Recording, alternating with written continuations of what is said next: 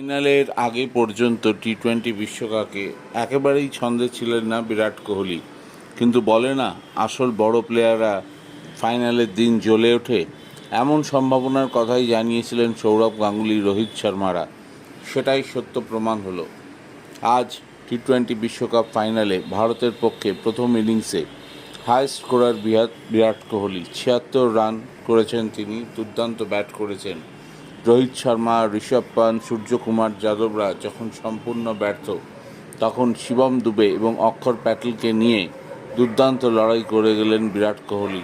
ভারত ম্যাচটা জিতবে কিনা সময় বলবে, কিন্তু বিরাট কোহলির এই 76 রানের ইনিংস সোনালি অক্ষরে লেখা থাকবে। পাশাপাশি শিবম দুবের 27 রান এবং অক্ষর প্যাটেলের 47 রানের ইনিংসও দুর্দান্ত। আমার চ্যানেলকে লাইক এবং সাবস্ক্রাইব করুন।